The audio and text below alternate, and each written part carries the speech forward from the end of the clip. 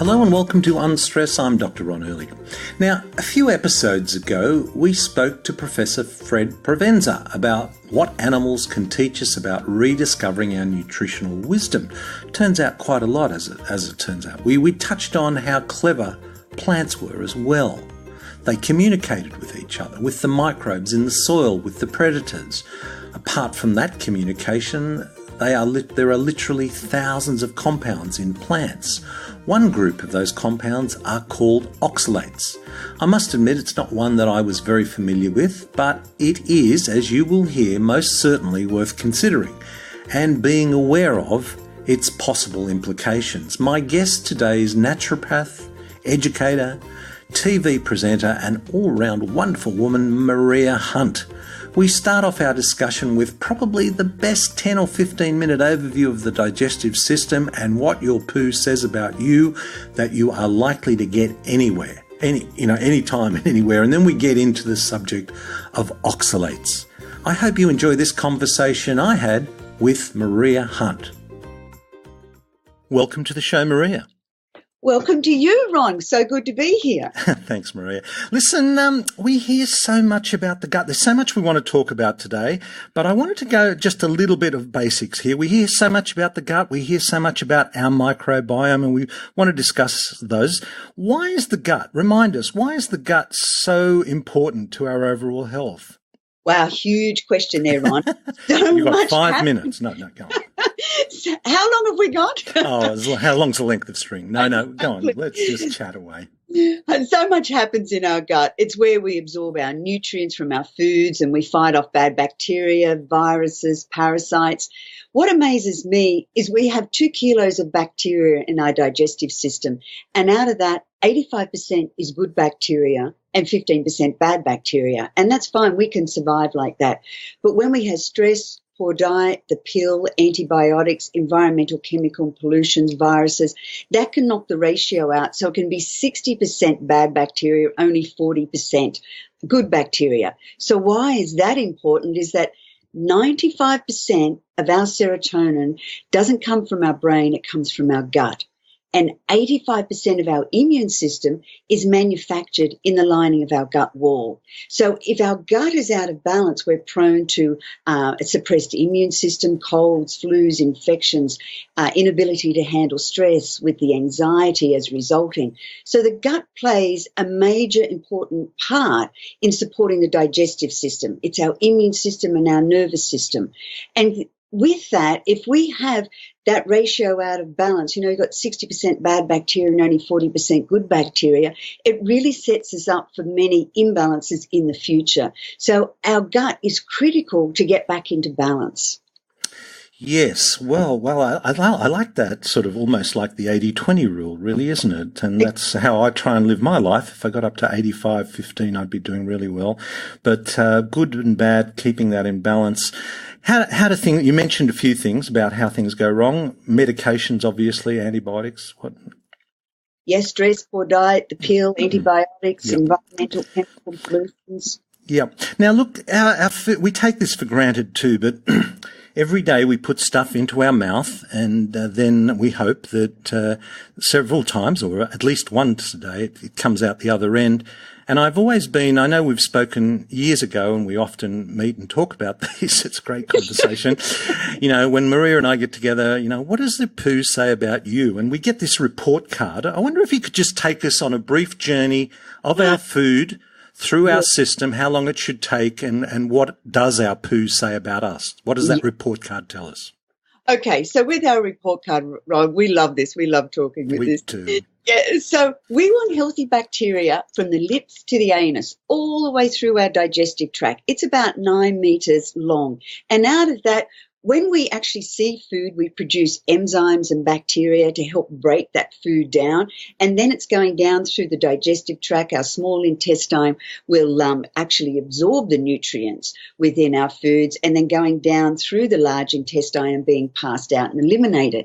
So, and we've got to have good stomach juices, etc., and acid to be able to break down our food within our stomach region. Now, what can happen is, number one, the older we get a decline in our hyaluronic acid. So, first of all, our stomach is not being able to break down the food. And then we get what we call a slow motility within the small intestine. So, it's too slow coming through within the small intestine, the transit time, and then it becomes rancid and putrid. And when that happens, then we can be exposed to SIBO, small intestinal bacterial overgrowth. So, it's really important to get from the lips to the anus that 9 meters working at an optimum level. Now, as it's being ingested and we produce the enzymes and we've got, millions of bacteria with our mouth, as it's going down through the digestive tract, if we've got hiccups, then it's going to slow further down within the large intestine. So then we're getting into a report card of, have we got a healthy bum? So how do we know if we've got a healthy bum? So if we're having the pellets, when you go to the loo after the kids, they are so prone in particular to this pellet effect. The little pellets of fecal matter are just, floating on top in the bowl. And this can be a sign of dehydration and a lack of beneficial bacteria. Or it can be sausage-like, again, the dehydration and lack of good bacteria. Or it's diarrhea and we're actually losing our nutrients.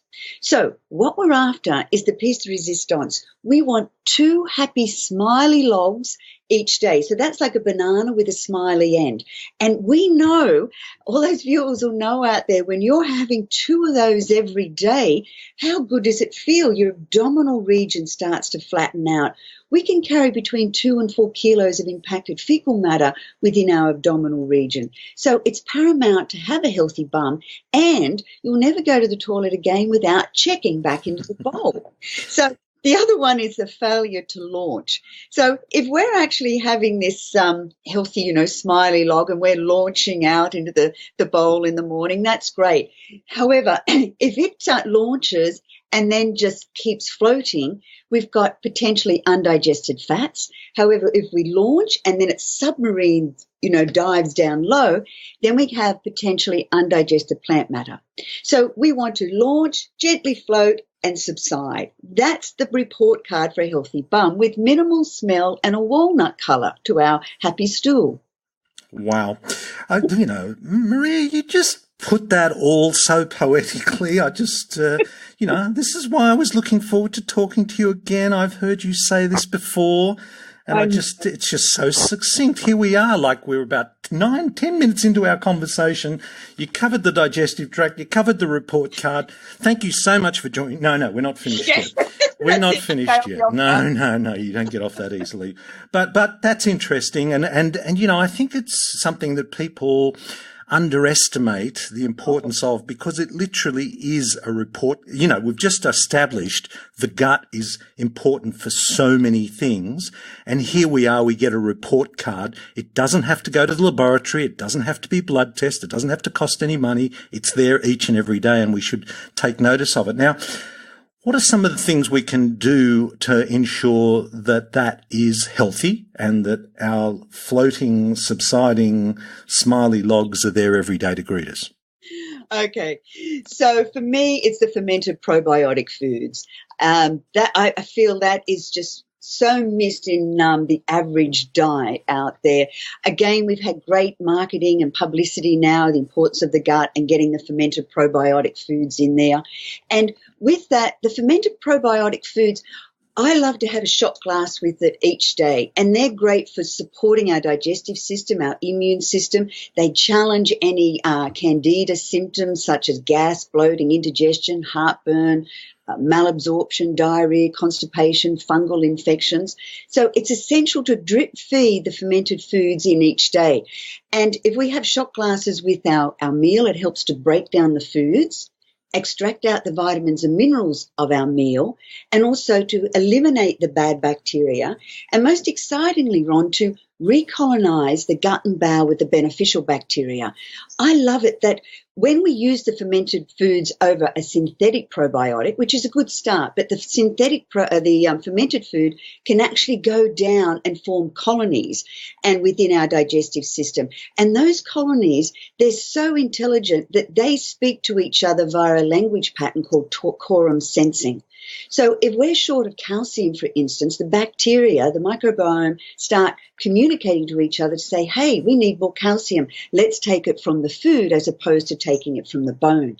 So the beneficial bacteria is paramount for health. So we need it each and every day. I like to take it daily. It's, again, we're drip feeding in the microbiome, and it gets to thrive, and it can keep that bad bacteria under control. And the shot glass, so you said core and sensing. That's the language of the microbiome, which is so interesting because we just have recently done a program on the nutritional wisdom of animals and plants to seek out food. And here we have the microbiome with its own nutritional wisdom. What's the shot glass? I mean, what have we got in it? Yeah, a shot glass of fermented probiotic food. So it can be any fermented young coconut kefir. There's so many variations out there now. We have a lot of the coconut water. We ferment that. We find that highly beneficial because it's got a very good level of minerals, and we need minerals every day. However, young coconut water does have a natural supply of sugars.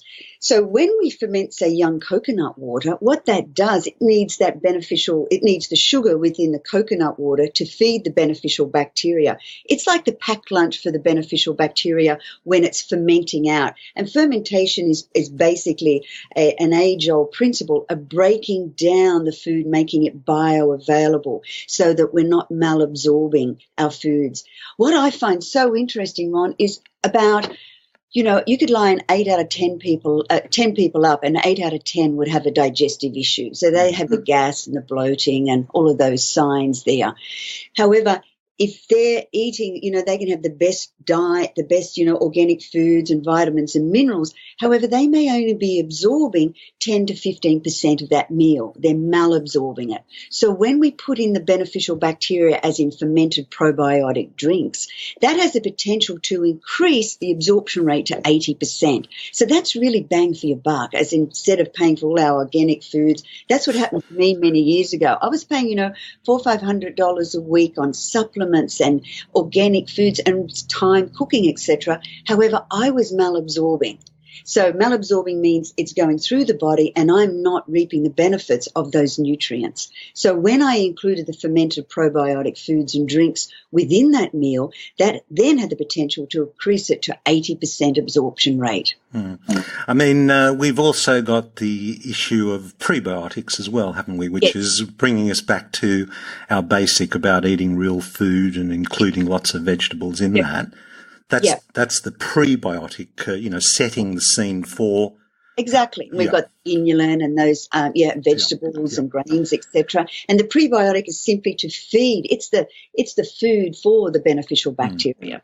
And of course, the stress issue is, and we often talk about this too, that if you are under stress, blood is diverted from your digestive tract into your muscles, and you could be on the best diet in the world, but if you're hyper stressed when you're eating, you again aren't going to absorb those nutrients. But now this brings us to a topic that I really wanted to discuss with you today, and you mentioned it to me last time we met, and I had to admit I know nothing about it. It's the subject of oxalates. And yet it is so important, and it's something we should know so much about. Let's talk about oxalates. What are they? It's so exciting, Ron. I'm so passionate about oxalates. They're being overlooked out there. And as I said, 9 out of 10 of my clients now, once I've changed the foods around, etc., and we deal with this oxalate imbalance, they've made major changes. So what are oxalates? Oxalates naturally occur in our foods, and they're mainly in plants, fruits, and nuts, and they act like tiny pieces of shard-like glass. So they're an actual protection against predators coming in and attacking them. So spinach, for instance, instead of the birds and the predators coming in. So the oxalates are like shard-like glass that actually are on the actual plant to prevent it being metabolized. So how the oxalates form, they're actually metabolized in the plant. So they're higher, they appear higher in the leaf of the plant, then the seed, and then the roots. And then it goes on to less in the stem. As the plant ripens, the oxalate content increases. And they, when you eat kiwi fruit and spinach, you get that hairy-like effect. It's kind of irritating to the mouth. That's the actual oxalate content there. So with that, we've got nuts, sweet potatoes, raw cacao, the red skin potatoes, carrots, black pepper, spinach, sesame seeds are incredibly high. Kiwi, they're really prone to a high oxalate content. Now, with the oxalate, there's no symptom specific to oxalates. The symptoms depend on where the oxalate crystals are actually deposited in the body. So they can be deposited in our nose, joints, kidney, urethra, bladder, brain, and gut. So there's no nutritional value to the body to have this oxalate. And then normally, if our body is humming along, it's normally cleared out via our urine and stools. However, it is an anti-nutrient, meaning it interferes with the absorption of some of the most important nutrients we need, as in iron, magnesium, zinc, and calcium. So it actually pulls that from our body. And so we can have that high oxalate meal with the raw cacao and the nuts and the seeds, etc. And if we're not able to, number one, metabolize the oxalates, or number two, have the incredible bacteria called Oxalobacter formigenes, which breaks down that oxalate. If we don't have that bacteria, then the oxalate binds to iron, zinc, magnesium, and calcium and leaches it out of our body. So what are the symptoms of the high oxalate diet? Vulvodynia, pain in and around the vagina. I had this beautiful little 3-year-old girl, and she'd call and she'd say, Maria, I'm just having these hot wheeze, and it was just burning urination, diarrhea, stomach pain, kidney stones, ongoing infections, severe back pains, skin outbreaks, especially around the jawline, joint pain with the knees, the hips, anemia, osteoporosis, because the oxalate is binding to the calcium and leaching it out of the body. Arthritis, ongoing urinary tract infections, dry eyes, unexplained eczema, anxiety, because it can be stored in the amygdala, or we can have poor balance. Again, the oxalates can be stored in the cerebellum, or poor memory, and again in the hippocampus. Ongoing sinus, thyroid disease, digestive disorders, leaky gut. And also, too, keep in mind, if you're prone to leaky gut, what can happen? The gaps between the cells and the intestinal walls allow the oxalates to be absorbed in large amounts into the bloodstream, causing major issues. So again, you can have a metabolic imbalance and be naturally prone to having an issue with oxalate foods, not being able to break down the oxalates, and or you've had antibiotics, high dosages of antibiotics over time, and that has eliminated that oxalate bacteria, the formigenes. And if we haven't got the formigenes, we can't break down those oxalate foods. Now, sometimes the formigenes, if it's completely nuked out with the antibiotics, then we can do a stool test to see if there's some still present. We can gently feed that back up. We can't actually buy, how we can buy lactobacillus and bisphenol now. We can't actually buy the formigenes at the moment. It's not available on the market. I contacted Sweden, and they're, 2 years out before this will be available. So you could also look at FMT, fecal microbial transplant, if you were to try and get those oxalate-loving bacteria back in there. So they wreak havoc on our body. The oxalates. Yes. Yeah. And wow, I mean, these are parts of naturally occurring parts of plants. Yes. And the reason we are unable, not typically we would use our microbiome, specifically Oxalobacter formigenes. Did I get that right? You did, yes. Specifically those kind of microbes to deal with it. That's right. But because of this imbalance in the gut microbiome, we have the symptoms, although they're rather diffuse. I hope that all those symptoms you listed wasn't the 3-year-old girl that presented No. with they were a whole, because I was really worried about this 3-year-old with osteoporosis. But I take the point that it's very widespread of problems associated with this, and another example of an imbalance in the microbiome. Well, how do we deal with? I mean, you talk about there isn't the probiotic to deal with this yet. No. How do we deal with this? Okay, so I just wanted to backtrack there because so many people change their diets and they want to start eating healthy. Yeah. So these people who have had, been exposed to antibiotics, etc., they have the great, smoothie with almond milk, raw cacao and beet greens, and then they'll go for lunch with a large spinach salad, nuts, soya protein, sesame seeds. Then they'll have the snack of dark chocolate with almonds, macadamia, and also fructose converts to an oxalate. I call this an oxalate bomb. And your body is just struggling to deal with it. So there's a beautiful researcher, and she's a Australian lady. She's one of the world leaders in oxalates, and her name is Susan Owens. And she has the lowox.info site, and she's got incredible information there and a list of all of the foods and the oxalate content. So there's a direct correlation also between yeast and oxalates. So Candida, if someone has Candida, they will actually group in with the oxalates. So to treat the symptoms, what I do is I use the low oxalate diet along with the body ecology diet because it's an anti-Candida diet. And I overlay both those diets going step by step. So we need to drink lots and lots of filtered water to avoid dehydration and to flush out the oxalate content within the body. And keep in mind, too, that research varies when you go into Google oxalates, etc., due to the conditions of the soils, the time of harvest, the genetic differences in species of plants. So different foods are classified on different levels, to say between America and Australia. That's why I like Susan Owens' list there. She's Australian, specifically Australian. Yeah, a biomedical world, leader.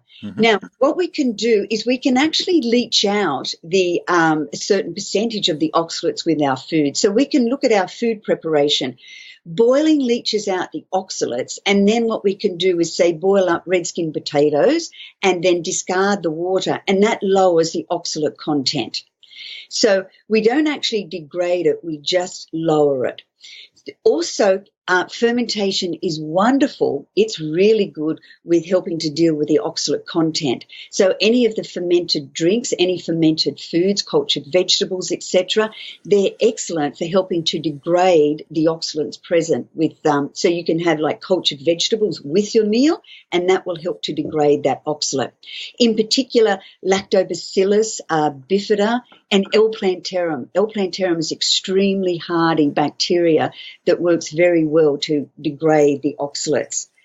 I also like to get, I do this for myself and my clients, taking either calcium or magnesium citrate about 20 minutes before a meal, as the calcium will bind to the oxalate via the stool, and the citrate competes directly with the oxalate, and that will help eliminate the side effects of the oxalate. So just 20 minutes before a meal, I tend to go more towards the magnesium citrate, and that will help with any of the meals that you're having, any of the oxalate content. Epsom salt baths with bicarbonate soda, it's very good, because what can happen, Ron, is as we send a signal, as we don't want to go from a high oxalate diet and jump right down to a low oxalate diet too quickly. The reason why, that will signal the body to say, hey, okay, let's dump out the excess oxalates in our body, found in our body. And when we do that, it's called dumping of oxalates, and that can actually cause an imbalance and make us feel quite ill. So I like to go from a high, if I go through a person's diet, if they've got high oxalate, and gently bring them down to a medium oxalate, and then after a period of time down to a low oxalate. In that time, if they were to have that dumping sensation, as in a hexema effect, they could actually use the Epsom salt baths with the bicarb soda, magnesium chloride, to help pull out and help with the detox side effects. Now, tell me, there's a couple of questions that come up to my mind here. Is there any benefit? Do oxalates have a function in the human body? Are they? No, there's no real benefit. No real benefit. So they're a protective thing for the plants to deal with their predators. That's right. That's one thing. The other thing is, we hear a lot about raw diets, the power of raw diets, and I could only imagine that we would be more susceptible to the effect of oxalates.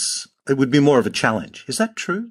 That's correct. Yep. Okay. So if you've got a great metabolism for being able to utilize the oxalates, number one, and if you have the Formigenes bacteria, you're fine on a raw diet. That won't be an issue.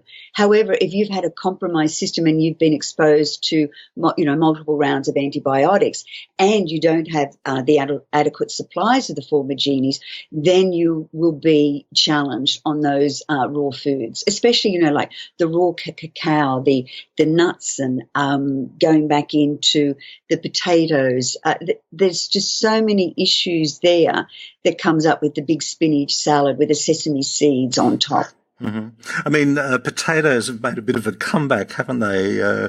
We've talked a lot, and we still do, about keeping the carbs low, and I think that is a good thing. But there's I've been hearing some benefits of potatoes are getting a better rap when it comes to the microbiome, particularly if they're cooled down. Is that right?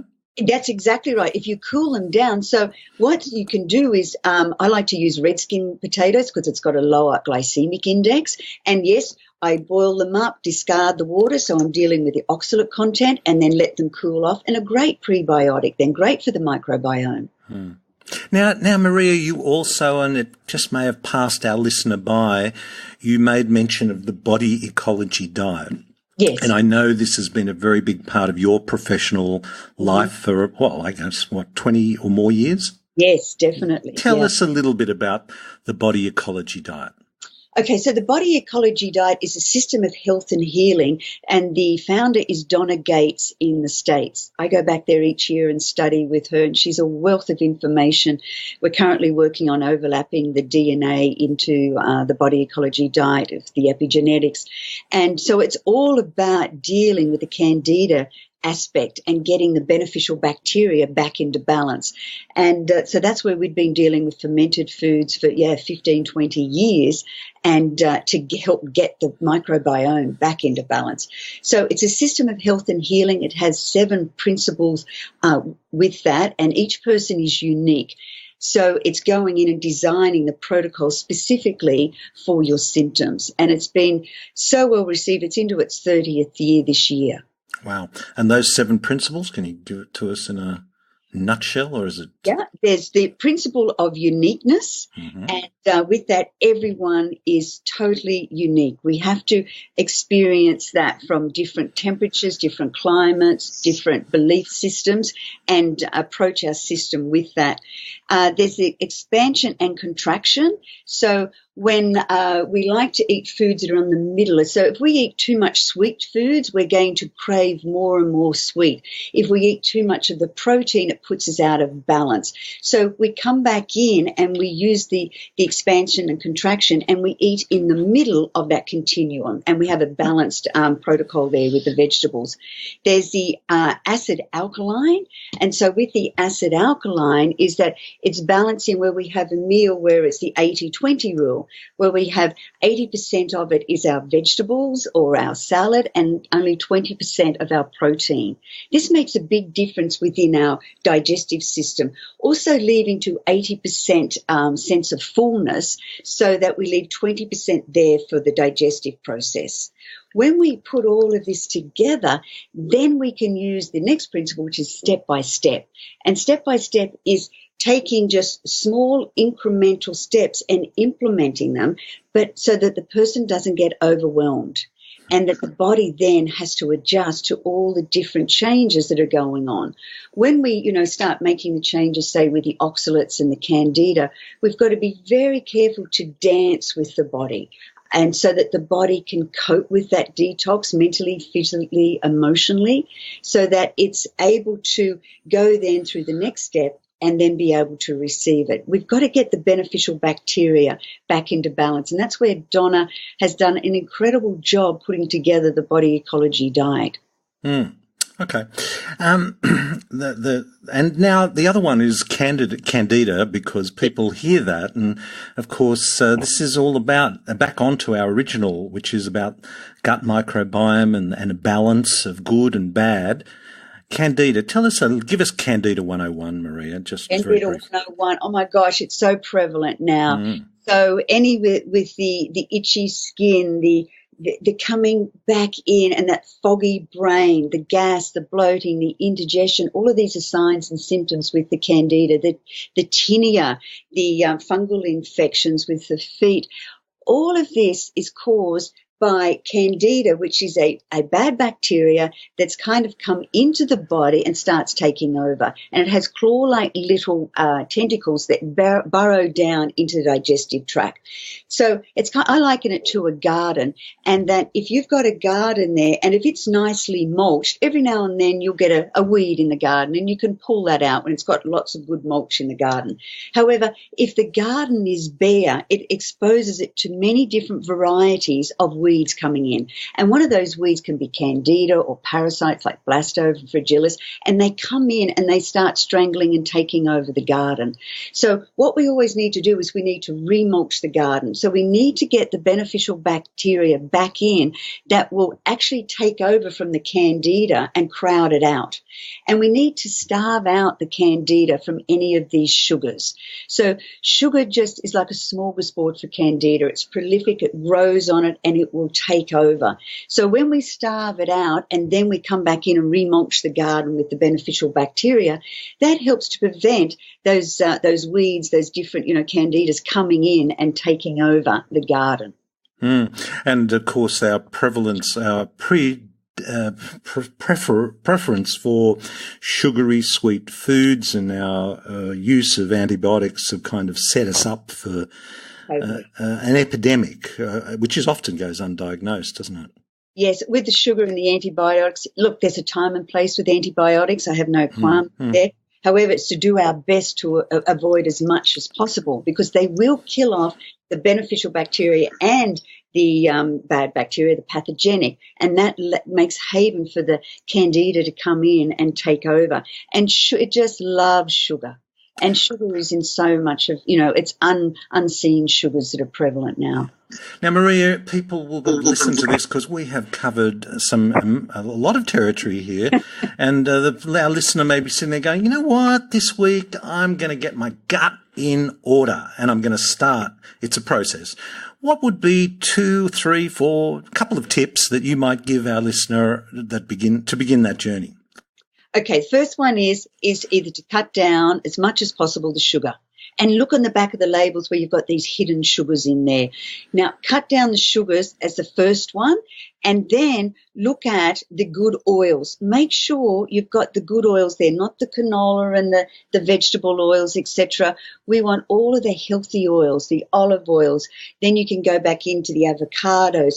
All of these different avocado oils, olive oils, they come back in and they're putting the beneficial bacteria. It's helping with the beneficial bacteria instead of making the body rancid and acid. So the good oils are very, very important for that. And the other one, especially to people wanting to lose weight, most people are wanting to lose, 1 or 2 kilos or so, is eat to 80-20. So when you sit down for the meal, just have 20% protein and 80% of a salad or your vegetables. And you'll really notice the difference of how much lighter your body feels.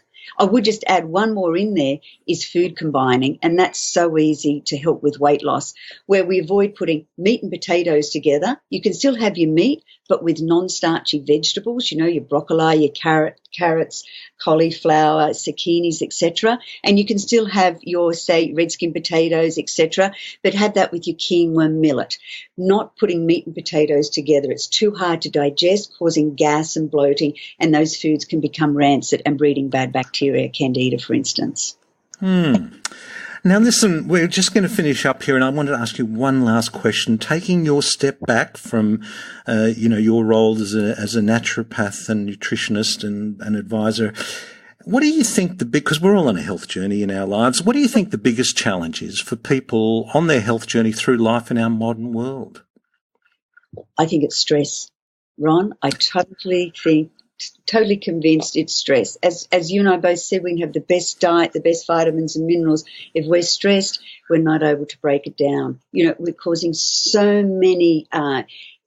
much inflammation in our body with stress, and oxidative stress as well with our body. So if we can get our stress levels down simply, just start meditating, just 10 minutes a day, 5 minutes a day on the loo, taking time out, find something that's fun to do, where you can get lost in it, whatever it is. It could be cross-stitching, it could be, just staring out at the wall, whatever it is, whereby it gives our mind a rest, and we can bring the cortisol levels, we can bring our adrenaline down, and have a good laugh.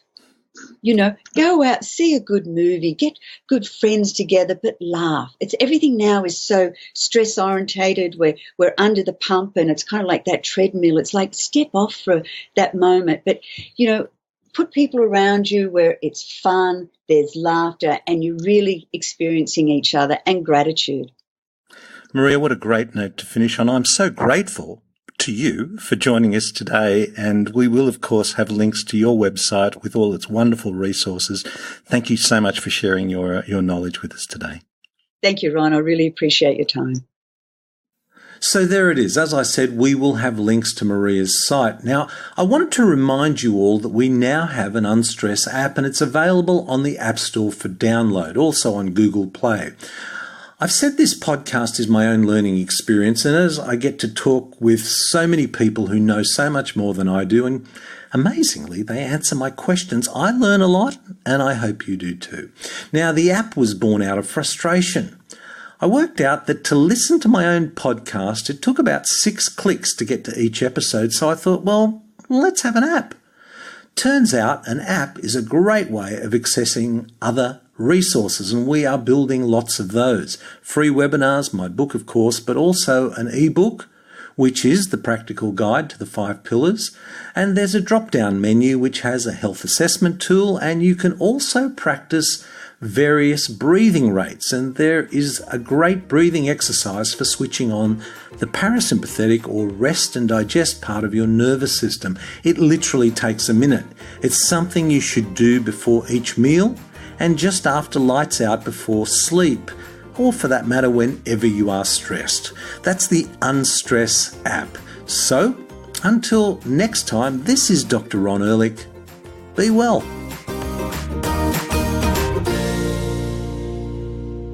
This podcast provides general information and discussion about medicine, health, and related subjects. The content is not intended and should not be construed as medical advice or as a substitute for care by a qualified medical practitioner. If you or any other person has a medical concern, he or she should consult with an appropriately qualified medical practitioner. Guests who speak